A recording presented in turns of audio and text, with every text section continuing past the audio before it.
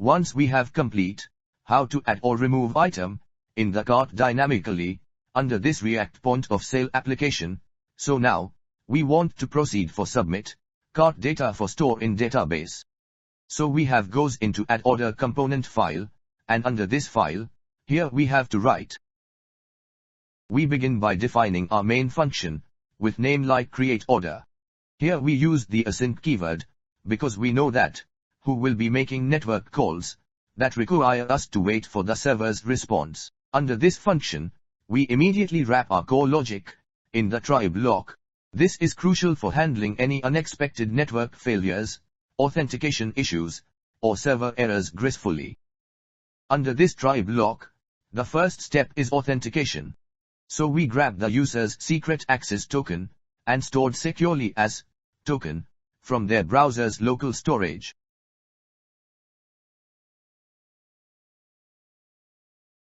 Next we have used a utility like JWT decode to instantly decode that token. This lets us pull out crucial information like the user's unique ID and right here on the client side. Now, let us assemble the payload for the server. So the order data object that holds everything about the purchase. Under this object, we generate a quick and unique order number by concatenating the prefix ORD with the current system timestamp. And this ensures it is unique every time. After this, we have come to main area where the calculation happens.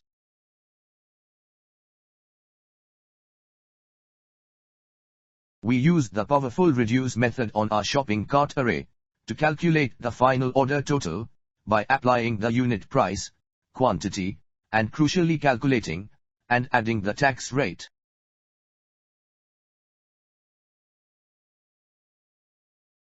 So this calculation will calculate any particular order total value based on how many item has been added with number of quantity.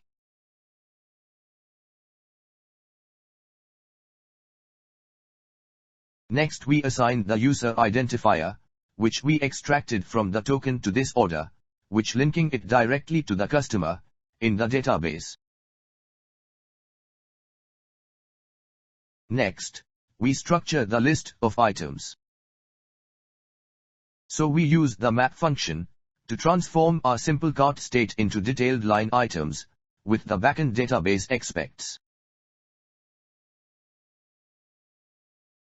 Under this, in first key, we have to write product name, and in value, we have to write item.name variable. In second key, we have to write product quantity, and in value, we have to write item.quantity variable. In third key, we have to write product price, and in value, we have to write item.price variable. So here, we have store cart item details under this items key, and our complete order data payload is finalized and ready to transmit. Now it's time for the API call, so we have to write constant response variable is equal to await Axios.post method with 3 parameter. In first parameter, we have to write API link which will handle order cart data for insert data into database. In second parameter, we have to define order cart data, so we have to write order data variable. And in third parameter, we have to write define headers key, and under this, we have to define authenticate token variable. So it will send order cart data to this API, and at backend side, it will process order data, and backend response will be stored under this response variable. If the server responds with success, then we grab the newly created order ID from the response data, and display a confirmation alert to the user. Now on success transaction, we have to call reset order function, to clear the local shopping cart, and prepare the user interface, for any further actions. If the try block failed, with reason maybe the network dropped, or the token was invalid, then execution jumps directly to this catch block. Under this catch block, we have to call setError function, and under this function, we have to write error.response variable, so it will display this error on web page. So here, submit order data function is ready, and now we want to call this function when we have click on pay button. So here, in pay button, we have to write on click attribute is equal to createOrder function name. So when we have click on pay button, then it will submit order cart form data to backend. So here our front-end code is ready, and now we want to proceed for backend code. So we have goes into backend directory, and goes into routes directory. And under this, we have to open order.js file, and under this file, we have to process order cart data. And here, we start by setting up our API endpoint. This line defines a post request path like orders, which is the standard way clients to submit new data. We immediately apply our security middleware, authenticate token, to ensure only logged in users can proceed. Next, we start data validation using Express Validator. First we check that the order number field exists and is not empty. If it fails, then we have to provide a clear error message.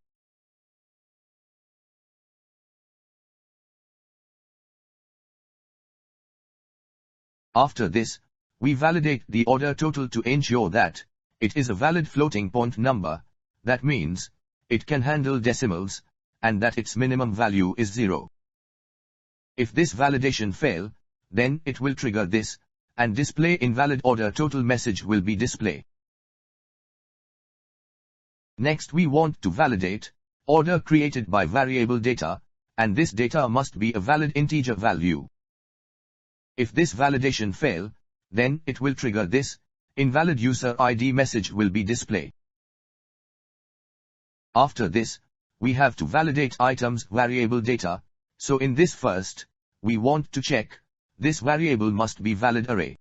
If this validation fail, then it will trigger this error message like at least one item is required. So this message will be displayed on the web page. After this, we want to validate product name key data from items key. So under this, we have to check that this variable must have value. If this has blank value, then it will display error message like product name is required. So this message will be displayed on web page. Next, we want to validate product quantity key data from items key. So under this, we have to check that this variable must have an integer value. If validation fail, then it will display error message like invalid quantity, which will be displayed on web page at front end side. After this, we want to validate product price key data from items key.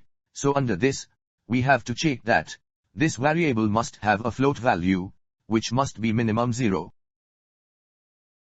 If this validation fail, then it will display error message like invalid price, which will be displayed on the web page at front end side. So after all validation and middleware runs, then we have to define our main asynchronous route handler function. Inside the handler function, we have to call validation result function to collect any errors which is caught by the validation middleware, which we just set up. Now we have to check if the errors collection is not empty. If there are any errors, then we stop execution immediately. If validation failed, then we send a 400 bad request response back to the client, along with the array of specific validation errors.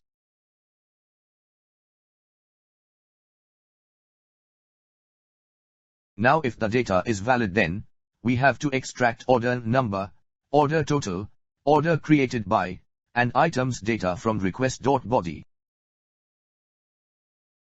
After this, we start a try block, specifically for the database operations, and these are the most likely to fail, due to internal server, or database issues. Under this block, we have to write if statement, and under this, we have to write request.user.user ID value is not equal to order created by variable value. So here, we have performed an authorization check, and here, we have compared the authenticated user ID from token with ID provided in the body.order, created by variable.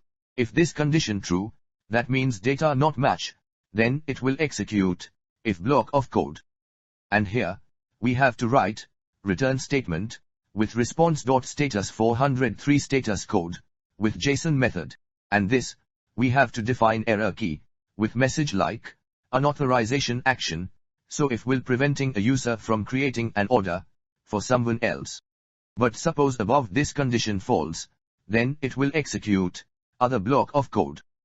And after this, we have to write constant order result variable is equal to awaitDB.query method with 2 parameter. And under this method, in first parameter, we have to write insert query for insert data into order table. And in second parameter, we have to write insert query values like order number, order total and order created by in an array format. So it will run insert data query, and it will insert data into order table, and store insert query execution response in this order result variable. After a successful insertion, the database returns the unique, auto-generated ID of the new order, which we capture in the constant order ID variable.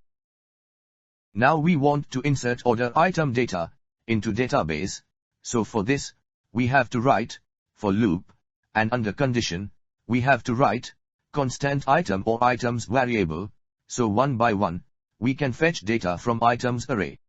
Under this block, we have to write awaitDB.query method with 2 parameter. In first parameter, we have to write insert query for insert data into order item table.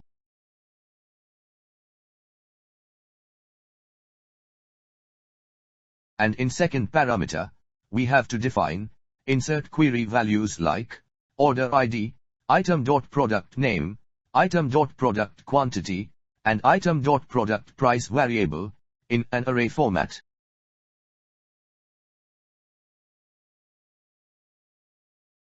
So it will execute this insert query, and it will insert data into order item table one by one, and it will insert all item data into order item table.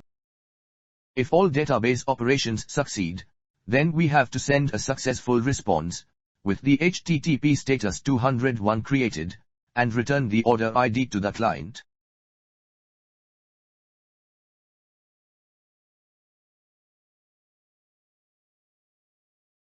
If any database error occurs during the insertions, the code execution immediately jumps to this catch block. Under this catch block, we inform the client that a server-side error occurred by sending a 500 internal server error status. And it will providing a general error message to avoid exposing internal database structure. So here, our backend code is also ready for process order cart data and insert cart data into order table and order item table. So now we have to check output in browser.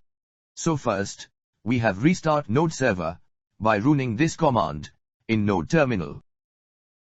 Now here on browser, we can see order management page in the browser, and now we have click on add order button. So here, we can see that new order page has been loaded in the browser. Now first we have add this item in the cart, so we have to click on this item. So after click on item, here we can see that item has been added in the cart with quantity text box and remove button. Then after, we want to add another item in the cart, so we have click on this item. So after click on item, so here in cart, we can see that second item has been added in the cart. Now from cart, we can also remove item from the cart by click on remove button. And we can also increase item quantity by change quantity number in text box. Here on web page, below this cart, we can also see that cart total has been auto-calculated after adding item into the cart. Now we want to create order, so we have click on pay button, and after click on pay button. Here we can see that alert pop-up message has been displayed like your order has been created, and here order form has been reset for creation of new order. Now for check previous order, we have click on this order history link, and after click Here we can see that order history data has been loaded in the jQuery data tables with details button. So by click on details button, we can view single order details on web page. But these things we will make next.